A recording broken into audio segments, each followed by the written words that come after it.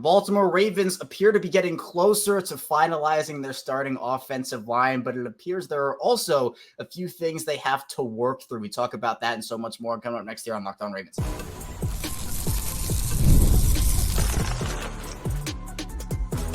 You are Locked On Ravens, your daily Baltimore Ravens podcast. Part of the Locked On Podcast Network, your team every day. Welcome in to another edition of Locked On Ravens. We are your daily Baltimore Ravens podcast, and I'm your host, Kevin Oestreicher of Ravens Wire, coming to you from the Locked On Podcast Network, your team every single day. Thank you so much for being here today on this midweek edition of the show and making Locked On Ravens a part of your day and your first listen each and every day. For you here as we bring you 5 days a week of daily Ravens covers. And of course, we're free and available for you on all podcasting platforms, video form on YouTube, audio form, wherever you get your shows, we have you covered. Today's episode of Locked On Ravens is brought to you by Gametime. Down the Gametime app, create an account, use code LOCKEDONNFL for $20 off your first purchase. Terms apply. A lot of content to get to here on today's episode of the show, talking about the offensive line, talking about some joint practice look-aheads, and also some notes from Tuesday's practice. Here to do that all with me today is Jake Luke of Exit 52, otherwise by a sort of profile picture known as Jackson Holiday. So for those who are Orioles fans, Jake, I know it's the era of the Jacksons now in Baltimore. Lamar Jackson, Jackson Holiday. Hopefully a bright future ahead for Baltimore sports with those two leading the way. Yeah, with all the injury stuff going on with the Orioles and just kind of the general malaise around the team, if Jackson Holiday hadn't come up and started to do what he's been doing, it would be kind of a miserable existence on the old Orioles sort of community that we were just talking about before we got going here.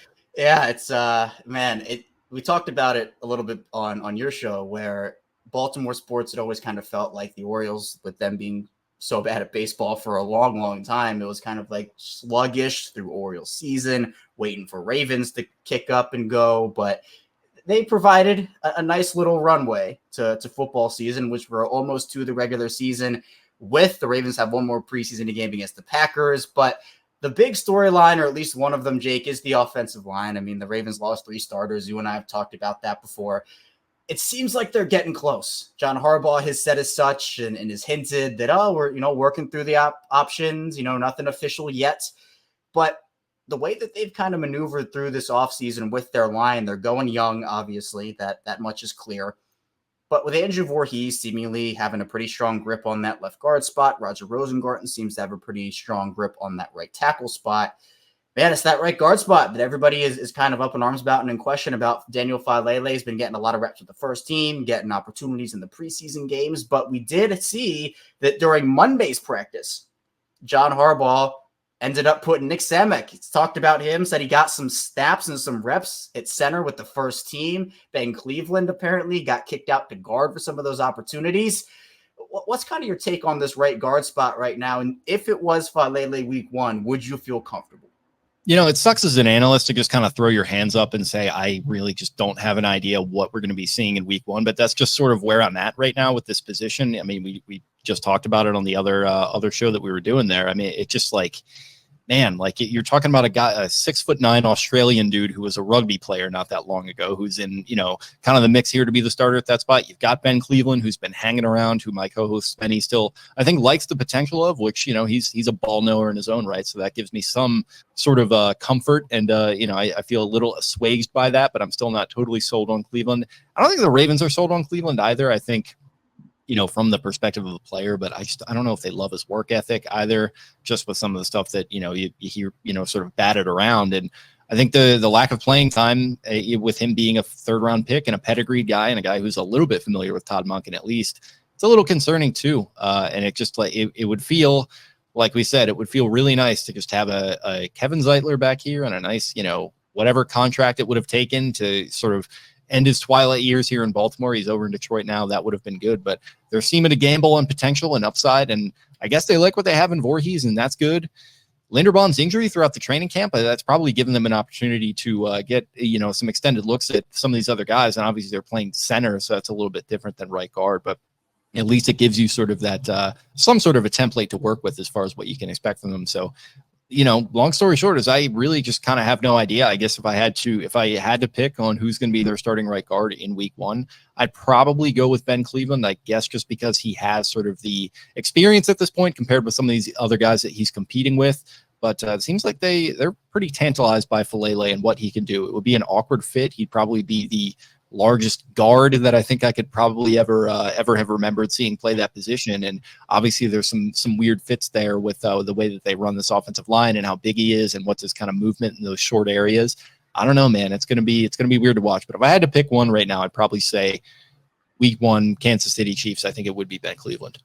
Yeah, and that makes sense. And for what John Harbaugh ended up saying, said that Semek's ankle injury was finally feeling better. So he said it hampered him up until this point, got some reps because he started to play well, and did say that they wanted to get Ben Cleveland some reps at guard. So that could be maybe telling a little bit of, they were trying out Daniel Falele, seeing what it could be, but they really want to make this a competition at guard. Because I think if they just kind of went into the regular season, Jake, and were like, all right, we played Falele all these snaps at guard, and Ben Cleveland was playing center the entire offseason and preseason, and just throw Cleveland in at guard. Not that Cleveland has never played guard before, obviously, but people would have been like, well, why didn't you get Cleveland the reps at guard? But now that they are seemingly doing that a little bit more, it would make more sense if Cleveland were to be put in there and they kind of moved away from Falele. And the other really funny thing is Falele, you mentioned he's just a huge dude.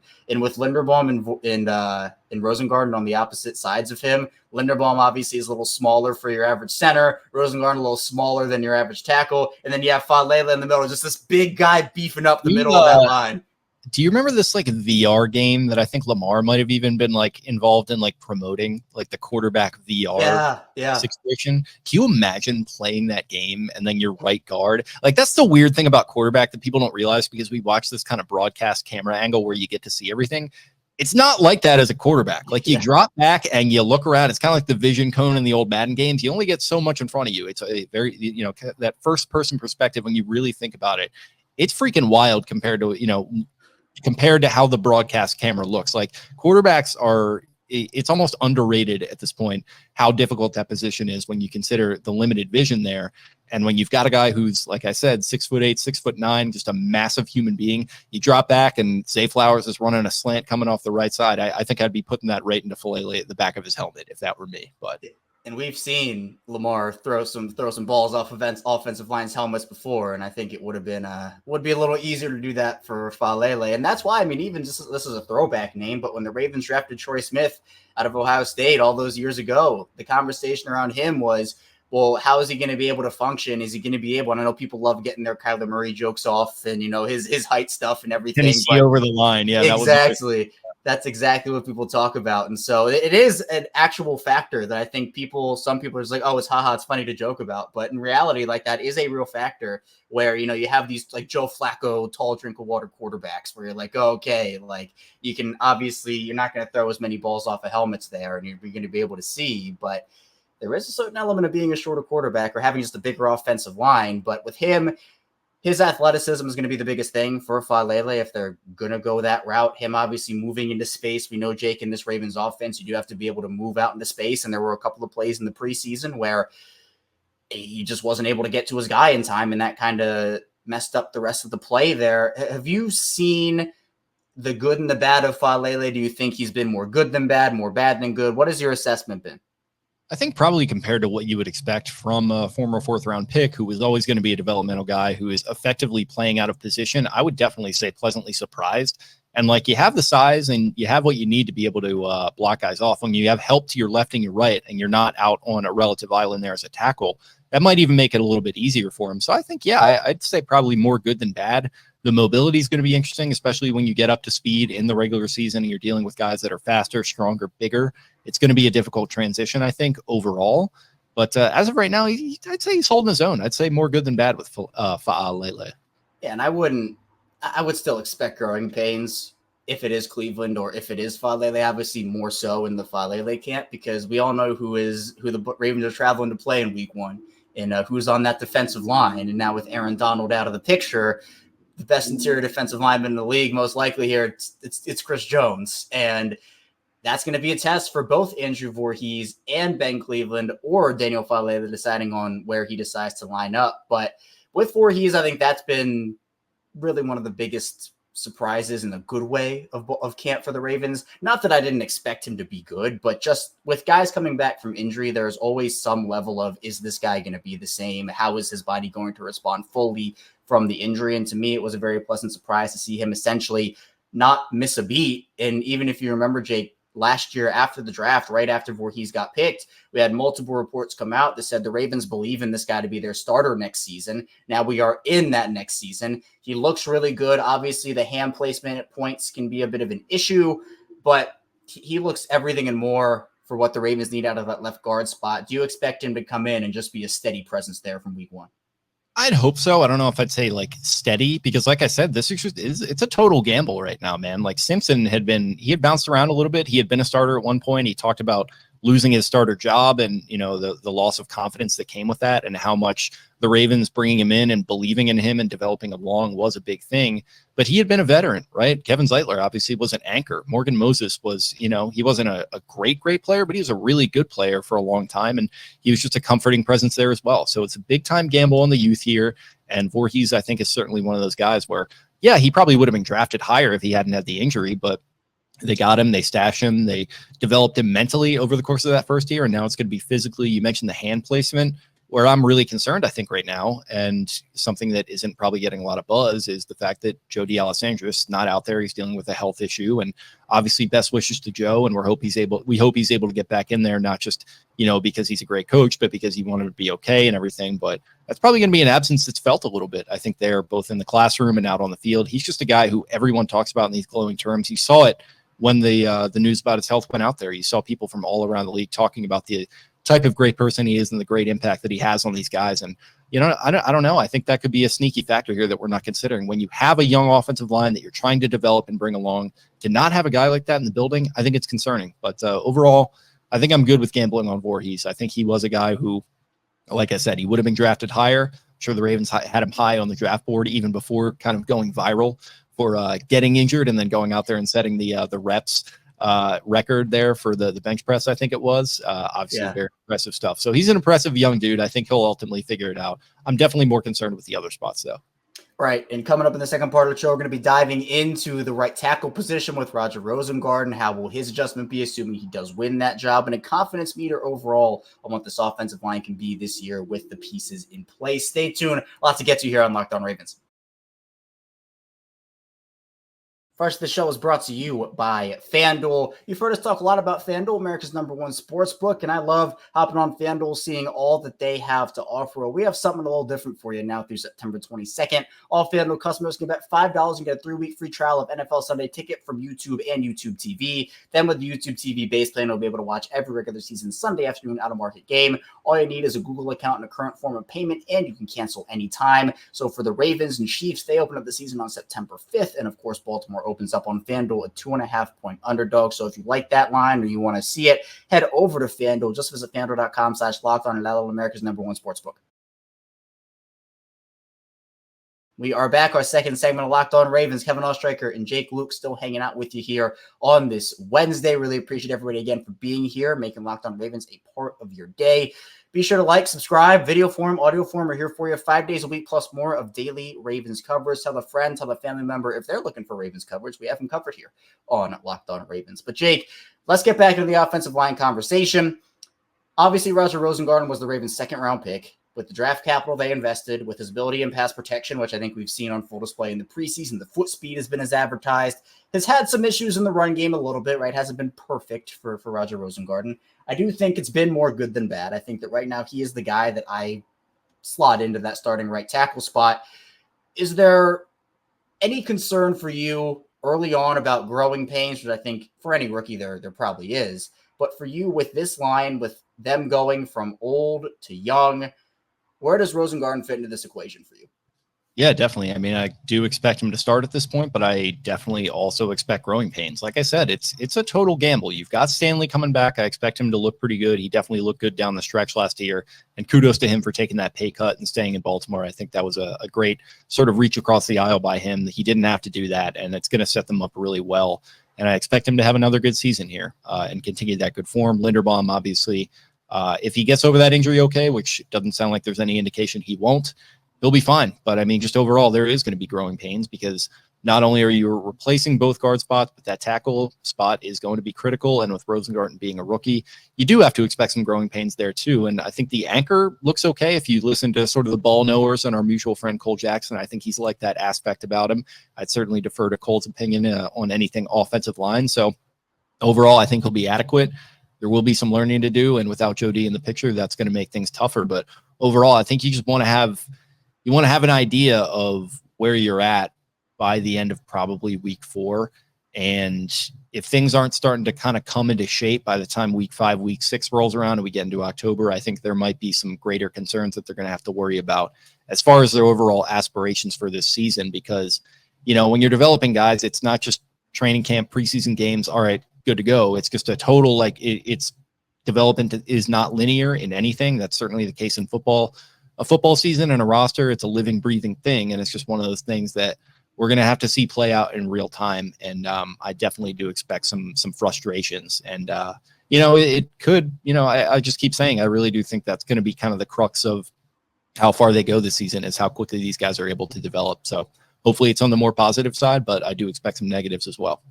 Yeah, you mentioned the youth. You mentioned some of the growing pains. I 100% agree. That is very valid in terms of just, especially early on, as they're getting acclimated with each other. And if it is Ben Cleveland, I mean, they've been playing a bunch of guys in all these different places. And that's something, Jake, that reminds me a little bit of, I can never remember the year, 2021, I believe it was, when everybody on that offensive line was missing time in training camp. I mean, it was Ronnie Stanley was still recovering from his injury. Zeitler, who came in, had to miss some time. Bradley Bozeman had to miss some time. And they were just shuffling guys in and around and everywhere. And that messed with their. At least they didn't lose their starting running back and their all-pro cornerback on the same day leading into week 1 that year. Yeah, wow, that would have been crazy, wouldn't it? Wouldn't that have been? I can never imagine. We were talking about the Orioles. I mean, that was like the year of injury hell for the Ravens. I mean, that was a sneaky, just completely injured year. It's almost amazing they went, would they go 8-9 that season? That really could have gotten off the rails for them. But apropos of nothing. I can't even. I still remember getting that. Well, first of all, I remember watching J.K. Dobbins go down, and that's like your worst fear in the preseason, as you and I have talked about before. Like, that is, I think, what has set the tone for the Ravens' handling of their starters and stars in the preseason. But getting that notification of Edwards and Peters, I believe it was on back-to-back plays or within 3 plays of each other. They tore their ACLs. They had to stop practice. They called it. I mean, that's just like a nightmare is just coming to life before you with that. I'm trying to remember, I was thinking about this the other day. His name keeps escaping me. Who was that kid, that running back that everyone was kind of all hot in the pants about? Tyson Williams. Yeah. The coaching staff just absolutely hated him, even though he broke off that long run in the first game for a touchdown.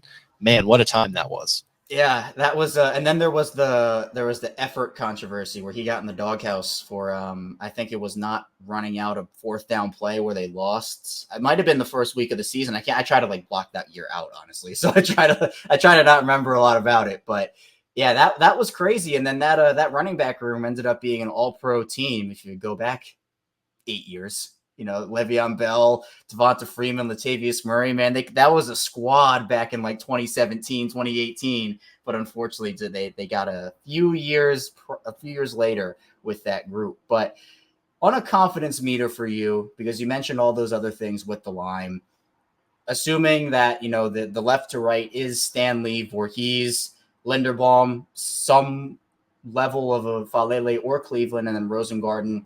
If you had a 1 to 10 scale, 1 being you're not confident at all, and 10 being you're extremely confident, this is going to be the best group in the league, where would you kind of put yourself right now, knowing what you know and seeing what you've seen? Probably a 5, which sounds harsh, but that's kind of right in the middle, right? That's the weird thing about grades, right? You would get a 50 and it'd be like, oh my God, this is the worst. I'm screwed. It's terrible. It's no, that's halfway. That's grading scales in schools, by the way, not to turn this into a political education discussion, but they should be 1 through 5. That's how it should be. Anyway, that's a tangent, but yeah, it'd be right in the middle. It'd be a 5. It would be a 2.5 out of 5, whatever you want to call it. I just really don't know what to expect. I'm not uber confident that they're going to be able to figure things out, especially not early on, but there is a track record here where you have to have a little bit of faith in what they've got going on with their offensive line development. But like I said, that Joe D absence, man, that concerns me too. So it's just, I hate to continue punting on it, but it's just kind of like, it feels like we're building towards a situation where they're just going to have to put out who they're most confident in, and we're just going to have to accept it until things either go right or they go wrong. And again, we'll see what happens. Yeah, and actually, I've been thinking about this for a while. I don't think I've ever asked anybody the question, so I'm gonna ask it to you. How much of the offensive line transformation, because obviously there's a lot of decision makers and opinions that go into it, but how much of this do you think was Todd Monken and kind of his vision for this offense in year two? He obviously inherited the roster last season before they kind of moved, and now this is his first full off season with the team. How much do you think this offensive line transformation, them moving off of the vets, them going young, getting hopefully more athletic, do you think was Todd Monken's decision and what he wanted out of this group? I think when it comes to guys like Simpson and Moses, who were a little bit less mobile and a little bit less pedigreed, frankly, I think he was probably okay with that and ready to move on and get younger and get more agile. If you were to ask him, if you were to inject him with true serum and ask him, did you want to keep Kevin Zeitler? I think he would probably have said yes, just so you can keep kind of some veteran presence along that line, 3 out of 5 guys that you're familiar with and comfortable with, as opposed to only having the 2 right now. But yeah, overall, I think strategically, I think you're onto something there where he did want to get quicker on the long line, a little bit more agile, and can run the things that he wants to run more. I just, he probably would have preferred it to be a 1-year kind of rebuild where you go out in the off season and you get the guys that you want to get and shop for your groceries, as opposed to what's looking a little bit more like a long-term kind of 2-year type thing. Right. And I think even when we were talking about the offseason before free agency started, we were wondering, is this going to be like, are they going to just go all in and it's going to be Linderbaum and 4 new guys on the line? Like even with Stanley maybe departing with the contract situation, which you mentioned, they were able to come to an agreement there. But it is going to be interesting based off of what they end up doing with this group and just what the runways are. I know it's something that we've talked about. We talked about it on your show, where it's like, how much runway do you give these young guys, even graduating from the offensive line conversation and just the whole team in general? It's like, well, it's great to be young. It's great to have that mobility and the youth and everything on the line and all of the potential for all these guys on the roster. But if they start costing you games, if they start, making boneheaded penalties or making decisions that a vet wouldn't make or something, this is a team, Jake, where it's on rebuilding teams. It's okay to do stuff like that because obviously you're growing, you're learning, and you're trying to work up to, all right, when can this team be a Super Bowl contender? For this Ravens team, they want to win now. They're a Super Bowl contender now. And if enough of the young guys can't perform up to expectation, it's again that risk reward of these guys could hit and they're on rookie deals and like you have all this flexibility with that. But if it doesn't work out, you might be in a tough spot. Yeah, and they're good with handling the external pressure. Like I think it's perfectly okay for them. They're secure enough in their jobs where they're able to gamble on something like this and potentially have it maybe not derail your season, but not have the type of Super Bowl type season you want. Like if you're going to do this, like that's fine, but in my mind, don't be surprised when you're scratching and clawing your way to 10-7 and maybe only win 1 playoff game again this year. And, don't be surprised when after, you lose some relatively important game halfway through the year and, people are streaming out of M&T Bank Stadium unhappy. And you've got Dale from Dundalk calling it a 105.7 saying fire everyone. Like I could very much see a world where that happens this year. That specific scenario is going to happen anyway. I think we already know that, but just in relation to the offensive line and how it's going to affect the proceedings, they're secure enough in their jobs where they can do this. And for the most part, I trust them to do this kind of thing. But, you just got to understand the calculus that is kind of a rebuilding move and not necessarily a Super Bowl move, right? It's not the Chiefs going out and trading for Orlando Brown and getting Joe Thuney in the same offseason and just saying like, hey, we got a problem. We're going to go fix this thing. We're going to do it right now. I kind of feel like that's what the Ravens did last year. And now they're comfortable to just say, okay, we did that. Now we're going to step back a little bit and try to rebuild things on the fly. Yeah. And they're never going to be a team, at least with how it's run now, to go and do the Rams approach of trading all the draft picks away for vets, going out there and essentially it being a Super Bowl in Boston. For the Rams, obviously it paid off for them. And they're still a competitive team now, obviously, but they're never going to do that. They value their draft picks. They're going to have 4 comp picks coming in this season, regardless, because of how many guys they lost. So they're going to have draft picks. Like the degrees of separation on those 2 approaches aren't as far as some people like to say that they are, because like the Rams, who have Matthew Stafford, who might go on the Hall of Fame, and Sean McVay, who I think is on his way there as well.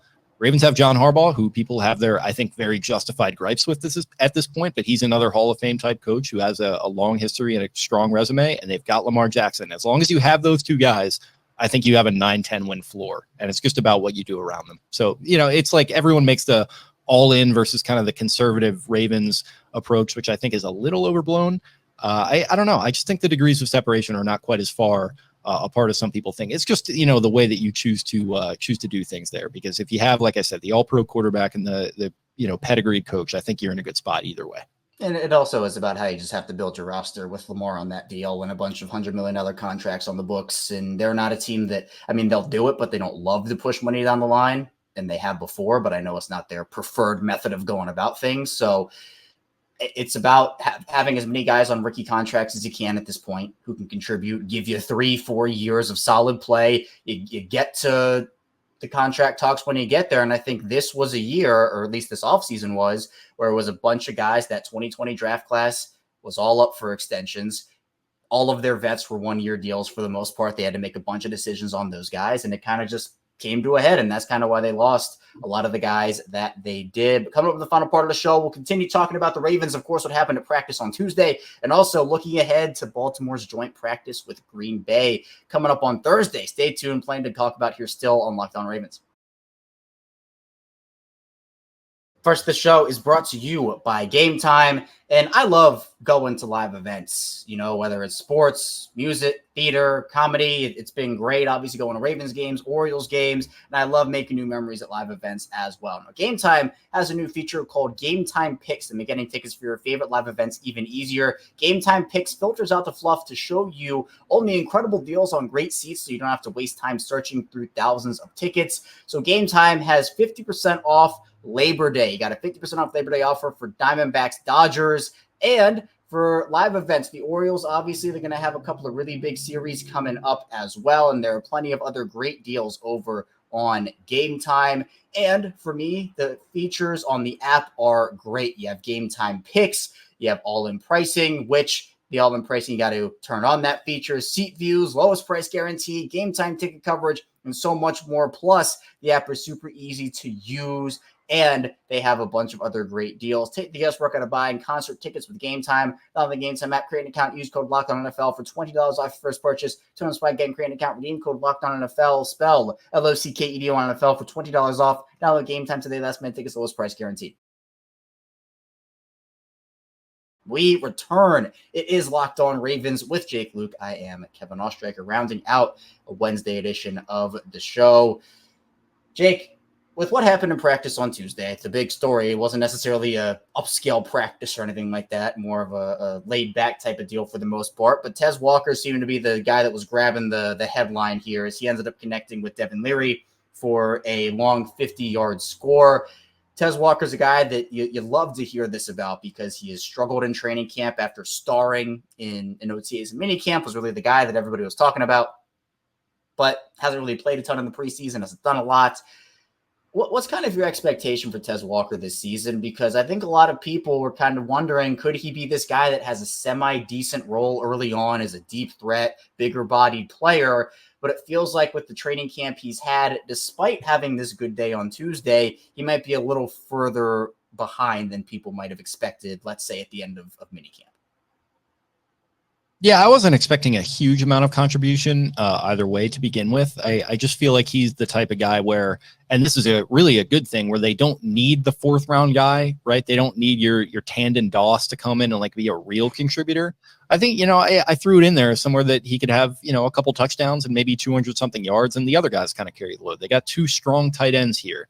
They got some strong receiving options there at the top of the wide receiver room. They've got Derrick Henry. They've got Lamar Jackson. Only so many footballs to go around when it comes to the regular season. So wasn't expecting a ton from him. You just kind of want him to look good. You kind of want him to be able to replace Nelson Aguilar when that time eventually comes. You want him to be able to slot in there as eventually maybe a starting type player for you. And like, again, we were talking about it on my show. Like, this isn't like Jeremy Butler. This isn't Roquan Williams. This isn't these guys that they just take these undrafted flyers on and then Ravens fans get excited about it because they have nothing else to get excited about when it comes to wide receiver.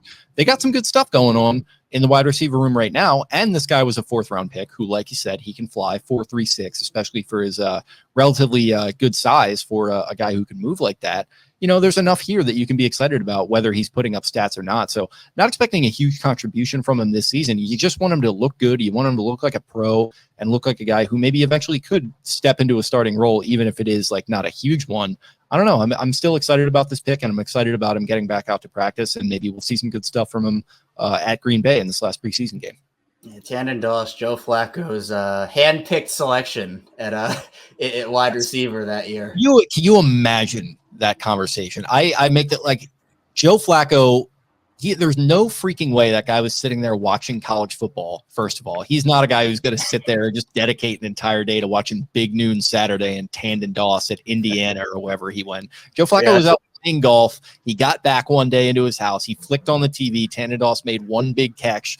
And, he offhandedly mentions it to John Harbaugh or Ozzie Newsome. Somebody's like, all right, well, that's his guy. So, we're going to go ahead and grab him in the 4th round here. That is one of the funnier kind of things is that Joe Flacco handpicked Tandon Doss. But even funnier is the fact that the Ravens were in such a place where a guy like that needed to come in and contribute. They're thankfully not in that place anymore. No, and I'm looking it up right now where if again, I don't think the conversation went like, if you want to go the Max Kellerman route, where it's like the Martians have the beam pointed at the earth, Joe Flacco pick one receiver, he goes, I want Tandon Doss. I don't think it went that way, but that was the draft. Obviously AJ Green went 4th overall to Cincinnati. The Ravens also drafted Torrey Smith that year. But if you have AJ Green sitting there and Joe Flacco's like, nope, no, thank you. Give me Tandon Doss over again. It's kind of fun. I would love to hear. I don't think that story has ever been talked about from Joe himself. I would love if one day there was an interview like that. He needs to sit down and do hopefully with one of us, he needs to sit down and do just a real tell-all interview, because he has some funny stuff to say. When he gets going with somebody he's comfortable with, like he's a good listen on interviews. The Pardon My Take one this past offseason was very good. Yeah, he is an underrated storyteller. Storyteller. So love that. Also, Brandon Stevens had a good day of practice. Lamar Jackson and Nelson Aguilar got on the same page. Lamar apparently very shifty all afternoon on Tuesday as well. Charlie Kohler has been active in the pass game ever since Mark Andrews had everything. So a bunch. David Ajabo keeps his stretch going. Offensive line opened up some holes for Derrick Henry and Justice Hill. Anthony Miller, who apparently that was the one guy I didn't do the dog tweet about, and he's just been unreal. So again, maybe I just have to retire that for the betterment of the Ravens, because honestly, that might be better for your mental health. That might be a good thing. Maybe not for your paycheck. I'm sure Elon's cutting you a pretty good sized paycheck when you fire one of those off. But overall, it might just to hit the walk off on that. Man, I even tried it for when Julio signed with the Eagles. I did it for Julio and the Eagles, and that even got traction. Where I was like, is that Matt Ryan on my screen from 2014? But yeah, George W. Bush was president when these highlights were happening. The president ones, yeah, all of those. The Call of Duty Black Ops 2 was the main game. Like all of those are. Oh man, they're impeccable. So shout out, obviously, of course, to Matt Ryan over at BaltimoreRavens.com, who did a great job breaking down practice, and those are where these notes come from. So be sure to check out that. But we have joint practices coming up as well. Matt Ryan? Matt Ryan. Yeah, he editorial intern. He's a new hire. Ryan. Shout out to Matt Ryan. Okay. Shout out Matt Ryan. Not Atlanta Falcons Matt Ryan, Baltimore. And not the Matt Ryan that the Ravens evidently tried to trade up for with a huge haul of draft picks. Exactly. Yeah, Matt Ryan everywhere. That came out when the Falcons were in the Super Bowl against the Patriots that day, and it just got, obviously it was Super Bowl Sunday, so it got sort of swallowed a little bit, but interesting stuff. There also is a sharpshooter in the NBA, Matt Ryan. So all the Matt Ryans combined into one, that'd make a heck of a person. As a 2 first name guy, you love to see that kind of stuff happening. It represents our brand well. Absolutely. We'll absolutely love it. But yeah, joint practices are coming up with the Packers on Thursday. Well, it's just one joint practice for the Ravens on Thursday. I know there's a lot of conversation about, eventually, Jake, these guys just get tired of going up against each other. They're teammates. They want to hit somebody different, hit somebody new. I'd expect some chippiness, some maybe fights after what happened with that Commanders joint practice last year, where Justin Tucker famously was putting on the helmet, getting ready to get into action and get busy with everybody. But obviously, it'll be a good test for this defense going up against Jordan Love and company. And then obviously the defensive side of the ball will be able to try to stop that. And then on offense, the Packers have a couple of new shiny signings over there. And I think it should be a pretty solid day with Matt LaFleur and figuring out kind of how to attack that team as the preseason game on Saturday approaches. What are you kind of expecting? Is there anybody that you think needs to have a big joint practice maybe to help their roster chances or help their maybe spot on a starting position? Yeah, I think developmental quarterback wise, you want to see what's going down between Devin Leary and Emory Jones. I think that race tightened up a little bit with Emory's performance against the Falcons. Devin Leary always seems like kind of a weird fit to me, and he's had some ups and downs this preseason as well. So there's that to watch. Dayton Wade, could he kind of make a case to be that sort of seventh wide receiver discussion that people have sometimes? I don't necessarily expect that, but obviously he had the big play in the most recent game, so he's another guy to look at. And then defensively, feels like they're kind of set in a lot of spots, but Bo Braid, he's a Maryland guy. Everyone kind of loves their Maryland prospects, and he looked very good. Another guy to keep an eye on as well. So definitely some dudes. It's a quiet preseason in the sense that you're not seeing any starters play. It really just feels like you're watching guys fight for the back end of the roster and to be developmental pieces. But those are some of the guys I'm keeping an eye on. And there aren't necessarily a ton of roster spots available here. I think that they just have so much youth, and those spots are generally set. But there are a couple that are up for grabs. Again, that 6th wide receiver spot. You mentioned, the backup safety if it's Bo Braid or whatnot. But practice squad spots with the expandedness of it and how Baltimore does it, it feels like they might want to favor vets again this season in that regard. Maybe, have maybe does Anthony Miller make it as the Roquan Treadwell of this year's practice squad? He's kind of the vet on that group. You have a couple of other guys. Daryl Worley, again, he just feels like he's up and down every single week. Could he be a practice? I mean, it feels like if you're choosing between Bo Braid and Daryl Worley for a spot, it feels a lot more likely that Daryl Worley would make it through, especially as a practice squad guy. Not that he has to pass through waivers, but just a guy that wouldn't get taken off of the practice squad, as opposed to a Bo Braid who might even get claimed during cutdown day. So those are a bunch of decisions that the Ravens do have to make. But Jake, I appreciate your time. Thanks so much for hopping on, talking Ravens with me. Tell people where they can find you and what you're working on as football season is almost here. Yep. Enjoy it as always. You can find me at the Exit 52 podcast. That is on YouTube. That's on where all your podcasts are found. We're covering Ravens once a week here on the Jumbo Set podcast, our little offshoot where we dive deep into the Ravens. That's, like I said, a once a week thing right now. We'll get back to 3 times a week covering the games, in preview and review. So that'll be a 3 times a week affair. That'll be on the regular X52 podcast. And on that very regular X52 podcast, we're also covering the Orioles pretty extensively, going live after every series, just covering what's going on with them. And anytime there's kind of a big happening, we'll tend to go live there as well. And at Jake Luke on Twitter is where you can find me if you're so inclined. Awesome. Jake's work, all the links in the description down below. You can also find him here on Locked On Ravens. He is a pretty regular guest once a month or so. And of course, the insight is incredible. So if you like what Jake has to say, like his work, be sure to support him. And again, the links in that description, be sure to follow him and follow what he has going on. Jake, again, appreciate your time. Thanks for joining me. And thank you to everybody out there for listening, watching to Locked On Ravens today. Be sure to like, subscribe, video form, audio form, the whole 9 yards. You can find me over on Twitter at ChaosRecord34, Instagram at ChaosRecord34. I'm trying to get going as well. And here tomorrow on Locked On Ravens, we'll continue our Ravens conversation. So be sure to stay tuned. I'll see you right back here tomorrow on Locked On Ravens.